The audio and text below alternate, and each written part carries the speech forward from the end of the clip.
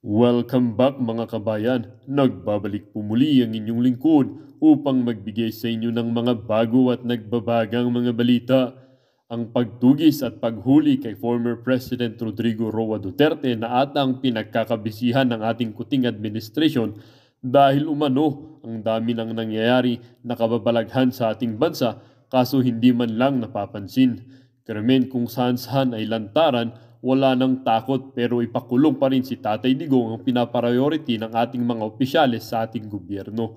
Talagang itong kuting, tambaluslos at bonjing rimulya, ginagawa ang lahat upang makasuhan at may pakulong si former President Rodrigo Roa Duterte. Para sa buong impormasyon, panoorin ang buong video at kung bago ka pa lamang sa aking channel, huwag kakalimutang mag-subscribe, pindutin ang notification bell at piliin ang all upang laging maging updated sa mga bago at nagbabagang mga balita.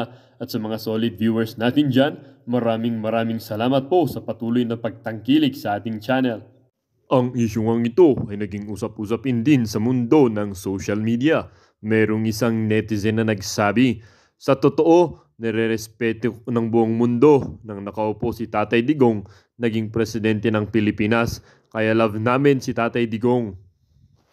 At sabi din naman ng isang netizen, since when has the saying, you can never put a good man down, gone irrelevant or untrue? Long after we have gone 6 feet under the ground, I think the adage will still hold water. Let's rid ourselves of our stubborn and wily ways and push not deception at the expense of the unlettered and marginalized. Ha? Nagkausap sila ni Atty. Harry Roque, haharapin ko ang ICC pero di nila ako makukuhang buhay. Kung may reklamo ang ICC, punta kayo kung payagan sila ng gobyerno ng Pilipinas o haharap siya. Magdebate tayo sa korte. Okay? Magpapaliwanag si Duterte. Kung meron pang rebellious act itong si former President Duterte, hindi ito haharap ng ICC. The fact na ang idea niya is haharap siya ng ICC, hindi siya natatakot, that's cooperating. Kung sino man ang nagreklamo. Pero hindi siya magpapahuli ng buhay. Kasi alam niya, yung ginagawa niya is for the Filipino people. Yan ang hindi maintindihan ng ICC. It's for the Filipino people. Mahal niya ang taong bayan, si Duterte. Mahal niya ang taong bayan to the point na pati ang kanyang sarili, ibinuhis niya ang kanyang buhay. Yan ang hindi niyo maintindihan eh. Huli lang kayo ng huli dahil sa pamumulitika. Haharapin ko ang ICC pero di nila ako makukuhang buhay. Matindi itong sinasabi ni former President Duterte, ang ating presidente na full of wisdom itong Pangulo natin. Okay? Para sa akin hindi ito para sa administrasyon. Kung hindi ang statement na ito ay para sa mga dayuhan. Especially itong ICC na ito. Okay?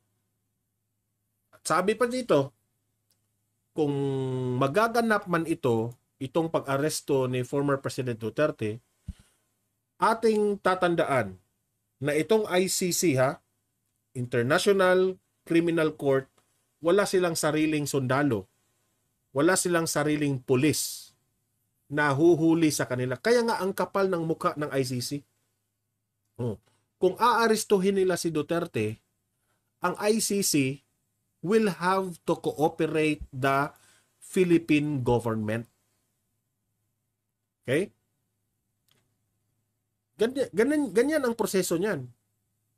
Kung ang ICC man ang huhuli kay Duterte, they will have to talk to our president, they will have to talk to our judiciary system, sa DOJ, dahil sila yung may hawak ng kapulisan natin, PNP, at itong Armed Forces of the Philippines. Dapat makipag-usap sila sa Philippine government, itong ICC. Okay? And that's the time na aarestuhin raw nila si Duterte through our government police o sundalo kung kailangan ng force. Kasi ang ICC, walang sariling kapulisan yan. So ganyan raw ang mangyayari. Ito ay ang sabi ni Atty. Harry Roque. Ngayon, ang malaking tanong,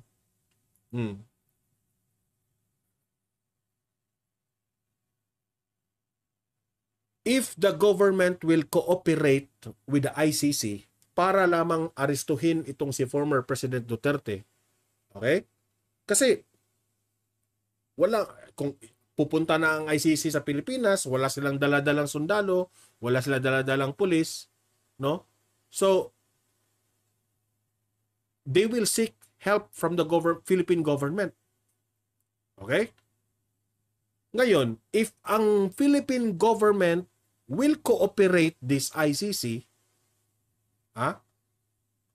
kung sasabay itong ating gobyerno dito sa ICC, labag ito sa saligang batas. Yan ang sabi ni Atty. Harry Roque. At alam yan lahat ng mga abogado na expert dyan sa saligang batas. Alam nila yan. Because hindi na tayo miyembro ng ICC, kumiwalas na tayo. Hindi na tayo miyembro. Bakit ba tayo magko-cooperate dyan sa ICC na hindi naman tayo miyembro? Di ba? Ito yung sabi ni Atty. Harry Roque. Ito yung nakapagtataka. Itong si Remulla, dati nang sinabi ni Remulla na labag yan sa batas if papasok ang ICC dito sa Pilipinas. At the same time, kung matatandaan ko pa yung sinabi ni DOJ Remulla na sila mismo ang haharang sa ICC kapag makapasok ang ICC. Ngayon, sabi ni Atty. Harry Roque, magko-cooperate na raw itong si Remulla sa ICC. Kasi ang dahilan raw ni Remulla is itong resolusyon na ginawa ng Kamara. Di ko lang nga maintindihan. Kasi paiba-iba si Remulla noon ayaw ng ICC. Ngayon okay na, pag-aralan na. Dahil sumunod siya dito sa resolusyon ng Kamara. Sino namang ang may kagagawan dito? Hindi si Martin Romualdez. Kasi alam naman natin na may alitan yan ng mga Duterte. Di ba? Gagawa kayo ng resolusyon na alam ninyo na labag yan sa saligang batas na makipag-cooperate tayo sa ICC? Labag yan. Remulla, alam mo yan na labag yan sa batas. So wag kang makipag-cooperate. Hindi man kayo kaaway ni Duterte, Remulla. Hindi kayo kaaway ni Duterte. Alam naman natin itong Congress. Balat sibuyas yan sila Nagagalit yan sila kay Duterte nung sinabihan na open the book. Ilabas nyo ang resibo nyo sa mga ginasta nyo dyan. Wala namang mali sa sinabi ni Duterte. Hindi naman nag-aakusa si Duterte na kurakot yung Kamara. Just open the book. The people deserves to know what happened to the money of the Filipino people. Yun lang naman. Bakit kayo magagalit? Guilty ba kayo dahil nagagalit kayo? Wala kayong dapat ikatakot kung i-open ang book. Bakit kailangan nyo pang banatan si former President Duterte through making resolution sa Kamara na ipasok dito ang ICC? Diba? So very obvious. Sabi pa nga kanina narinig ko yung interview ni Senator Bongo. Hindi magpapa-aresto itong si former President Duterte. Yan ang sabi niya. Hindi siya magpapa-aresto. Abogado yan. Dating piskal yan. Dating judge yan.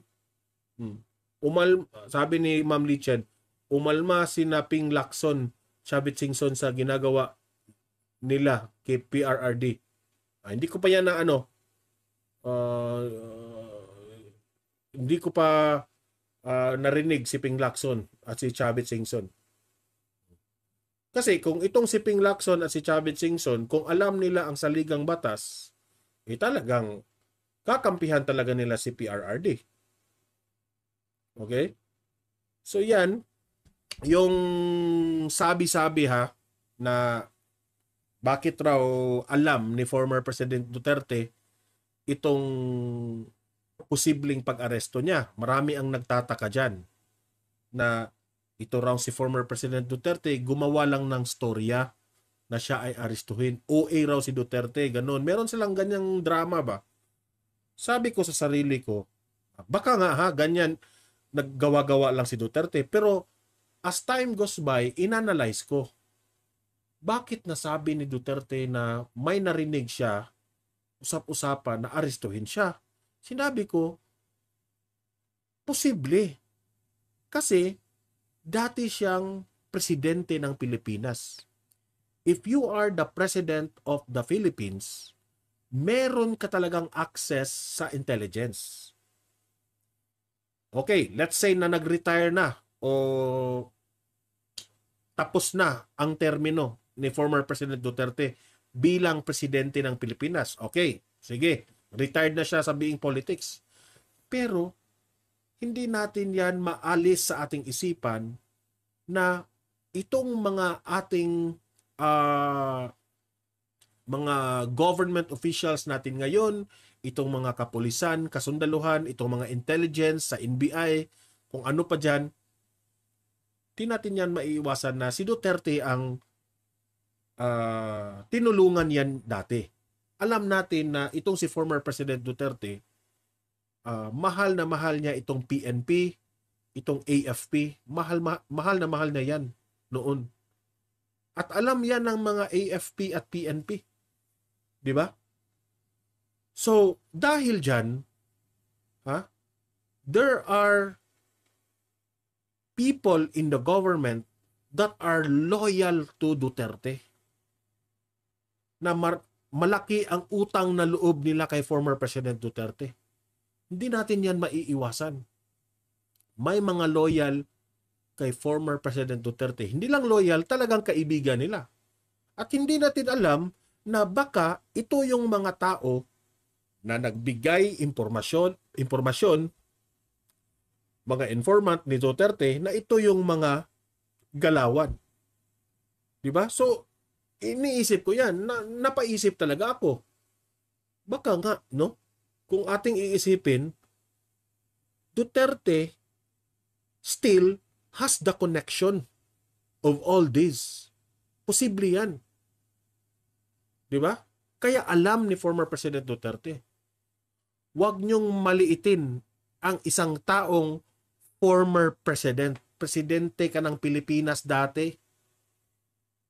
Hindi yan magawa-gawa ng istorya si Duterte. Yung mga tambalos vloggers, ang kanilang banat ngayon kay former President Duterte, OA raw si Duterte. Gawa-gawa lang raw ni Duterte yung aarestuhin siya para raw magkagulo. Hindi nila inisip na dating presidente ito. Hindi ito ordinaryong tao. Marami itong connection.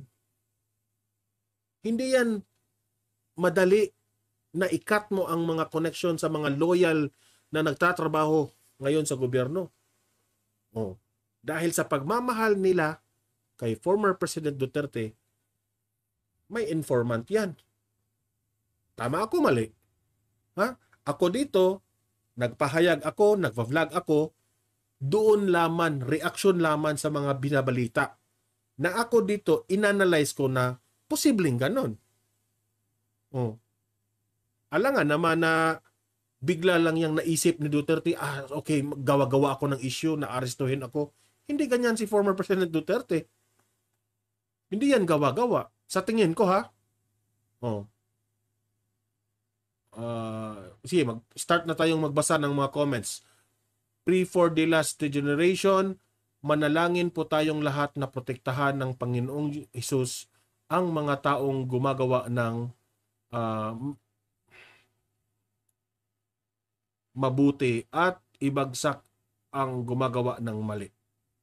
Kaya nga itong ating bansa kailangan talagang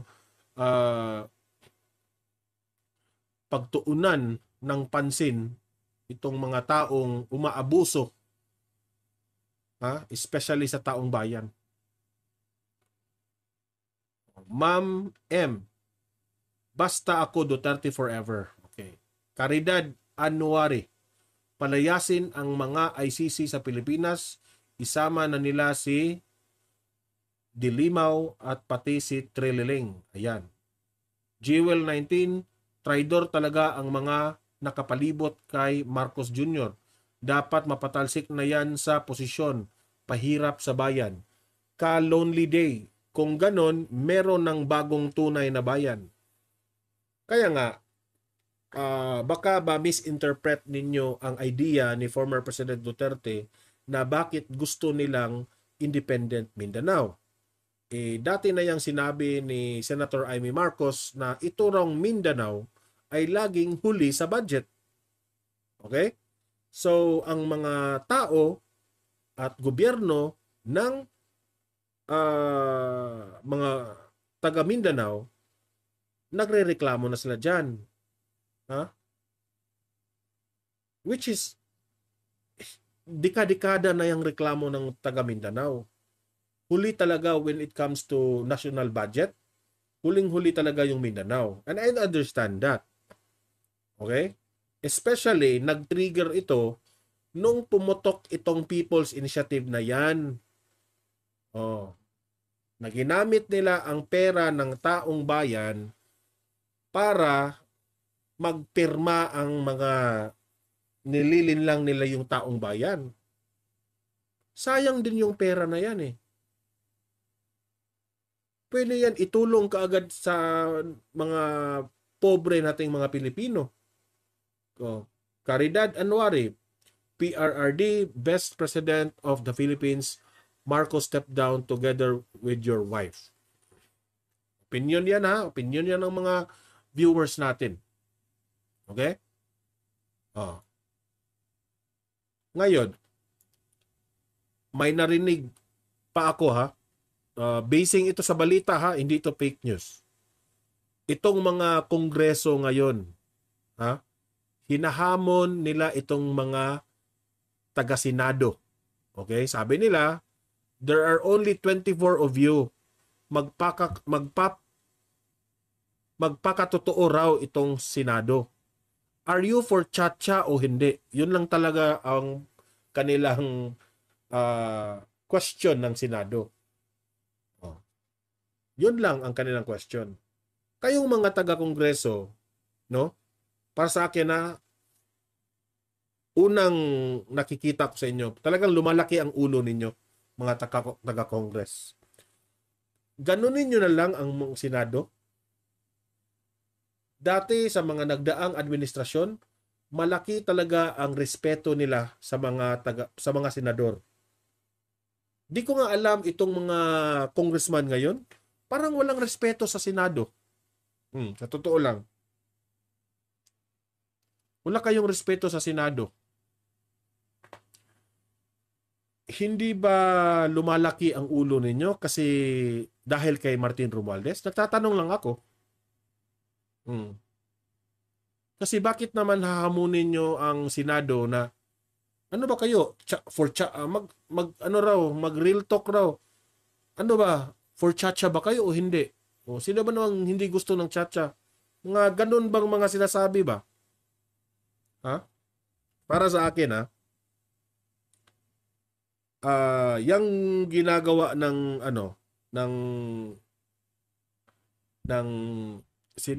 kongreso ngayon sa paghamon nila dito sa senado, ang masasabi ko lang dyan, respetuhin nyo naman kung ano ang desisyon ng senado. Nasaan na ba yung sinabi ni PBBM na uniteam na yan. Mr. President Bongbong Marcos, nung panahon ng kampanya, lagi mong binabanggit ang pagkakaisa. Ngayon, alam mo na itong Senado at itong Kongreso ngayon, itong mga taga-Kamara, itong mga congressman na ito, ay nagkagulo na. Oh, nasaan na yung pagkakaisa mo, Mr. President? Ikaw yung father of the country, ikaw yung tatay. Ano ba ang pwedeng gawin mo, sir, Mr. President? Hayaan mo na lang ba ito, mga tao na ito? Ma'am Nelsky Vlog, hayaan ma'am. Good evening sa iyo po. Good evening, Sir Donmar TV. At sa lahat ng tagapanood, share. Late ka, Ma'am Nelsky Vlog, pero okay lang. Maraming salamat. Diba? Dapat respetuhin nyo rin ang Senado na hindi nila nagustuhan ang inyong approach sa People's Initiative tungkol dyan sa charter change. Natatakot ang Senado sa chatcha nyo. Okay ang chatcha na yan.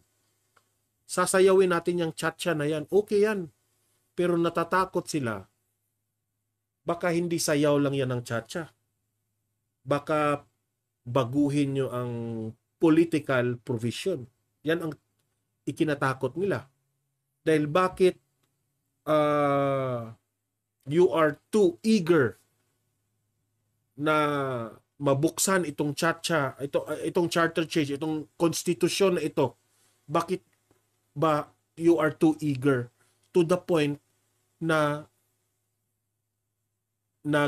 ano na kayo? Nung tawag doon? Nagpirma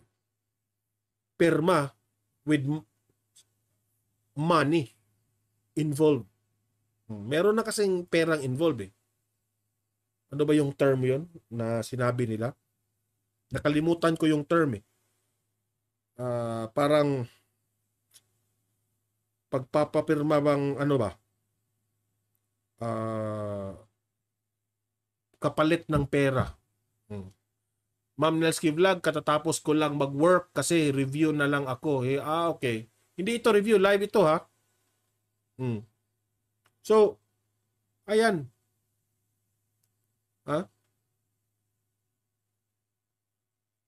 Hindi maganda sa Kongreso na dahil sa galit nyo kay former President Duterte, pumasa kayo ng what do you call this one?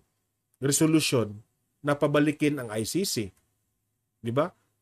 Hindi nyo ba naintindihan na very obvious ang mga galawan ninyo? Yang ICC na yan, wala nang ibang layunin dyan. Kung papasukin natin ang ICC dito sa Pilipinas, hindi naman aasenso ang ating bansa dyan. Alam nyo ba kung anong layunin ng ICC? Hulihin lang si Duterte. Now, kung mahuhuli nyo si Duterte, uunlad ba ang ating bansa? Magkagulo lang yan.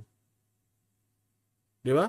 So kayong mga taga-kongreso na nag-file ng resolution tungkol dyan sa ICC na yan, ipalpak na naman yan. Bakit inuna nyo yan na gusto nyong hulihin si Duterte? Bakit? Hindi nyo ba kaya makipaglaban kay former President Duterte ng patas na hindi kayo hihingi ng tulong sa ICC? Lumaban kayo ng patas, taga-kongreso.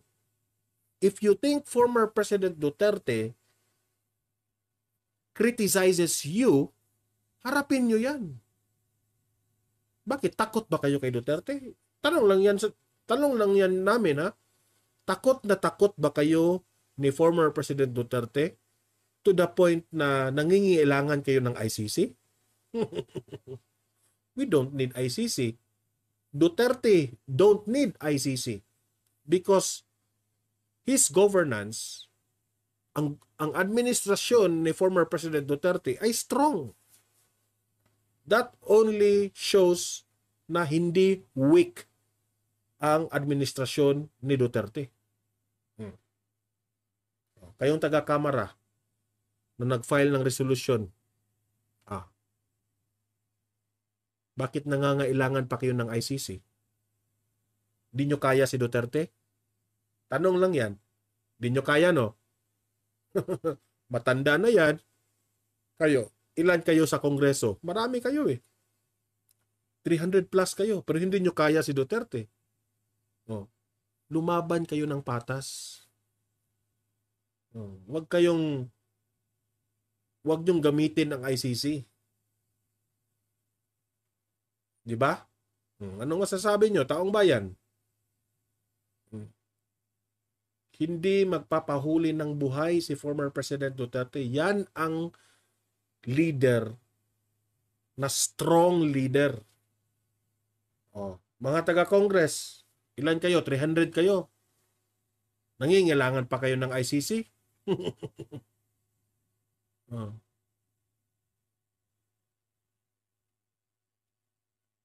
Di ba? Kaya isa sa mga dahilan bakit nasira ang pangalan ni former President, itong pangalan ni Presidente Marcos, itong mga kagagawan sa mga minions ni Martin Romualdez.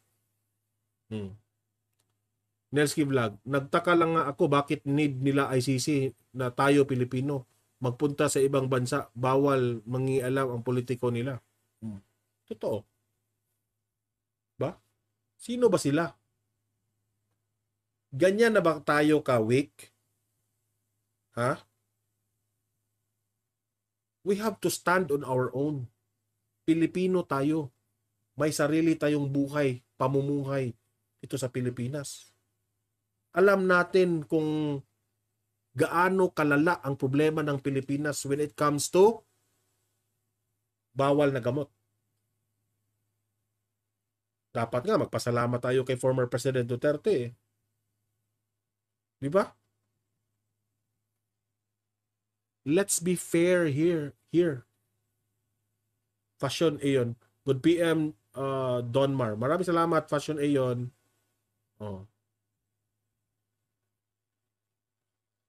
Maudong Mautilis. Tatay Digong is the beast president. Pisting yawa. Yan ang sabi ni, galit siya kay former President Duterte. Wala kaming magagawa eh. Demokrasya tayo eh. Kung galit ka kay Presidente, iyak ka na lang. Wala ka magagawa dyan.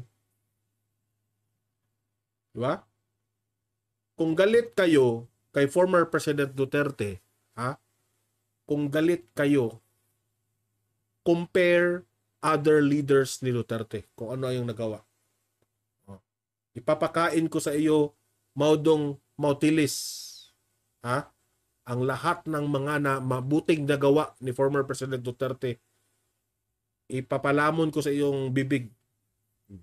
Compare all the president in the Philippines sa mga nagawa ng ating former President Duterte. Kung matatandaan natin, sino ang nagpabago ng Boracay na sobrang dumi?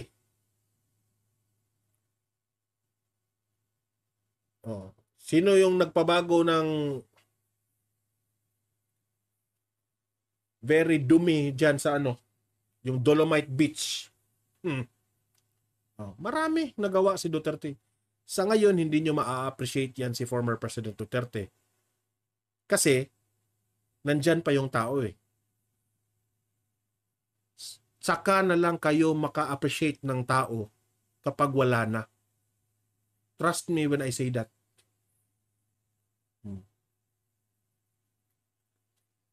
Yung mga audience ko dito sa Donmar TV na payag na ipasok ang mga taga-ICC dito sa Pilipinas, yun ang mga Pilipinong weak.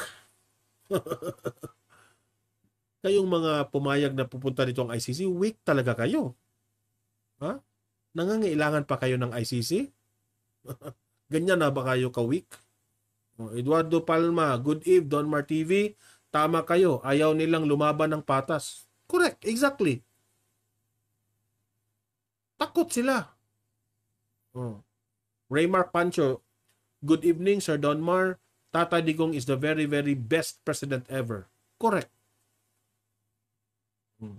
Kasi, itong mga some of the government officials, insecure sila, bitter sila sa mga nagawa ni former President Duterte. Di ba? Digong is my warrior, laban para sa bayan. Yan ang sabi ni Ma'am Joanne Cabahog. Nelski Vlog, itong ating moderator, taga Luzon na, ayaw kay Tatay Digong, mahiya kayo. Hindi, merong mga taga Luzon na mahal si former President Duterte. Itong mga nagbabatikos ngayon kay former President Duterte, mga pinklawan yan. Mga pinklawan yan. Yung nagpapanggap ngayon na mga loyalista, mga pinklawan at dilawan yan. Yung lahat na sumuporta kay PBBM noon, na sabi nila na budol, pumunta na kay former President Duterte at kay Inday Sara. Yung ginagawa ngayon ni Inday Sara, respeto yan kay PBBM. Pero alam ko, this coming election, hindi na yan magtatandem si VP Sara at saka sa mga Marcoses, kung sino man. Okay? So, yun lang ang talakayan natin ngayon, no? Gumawa kayo ng conclusion, reaction, comment tungkol sa ating topic tungkol dito sa di umano na pag-aaresto nila kay former President Duterte. Mag-comment, mag-react, babasahin natin yan sa comment section. Okay? Pag-usapan natin yan sa comment section. Okay? So, maraming salamat kay Ma'am Lee Chen at ni Ma'am Nelski Vlog, ang ating mga moderators sa pagsubaybay sa ating group chat. Group chat sa ating chat box. At maraming salamat na rin sa mga nanonood na taong bayan ngayon dito sa Donmar TV. Okay? So, have a good night. Have a great day sa iba dyan, sa mga sa loob at labas ng bansa natin. No? At God bless po sa inyong lahat. Ayan, Marian Vlogs, taga Luzon po ako at sobrang love namin si Tatay Digong. Ayan. Sa napanood niyong video mga kabayan, ano naman po ang inyong mga opinion? Ang ating comment section ay bukas para sa inyong mga komento at reaksyon. Huwag kakalimutan, do not let your thoughts left unspoken. As citizen of this country, your opinions matter. Huwag pong mahihiyang magbigay ng inyong mga saloobin, mga kabayan. At syempre, huwag nyo din pong kakalimutan i-share ang video ito upang inyong mga kaibigan at kapamilya ay maging aware din sa kung anong nangyayari sa ating bansa. Huwag din kakalimutang mag-iwan ng like. Hanggang sa muli!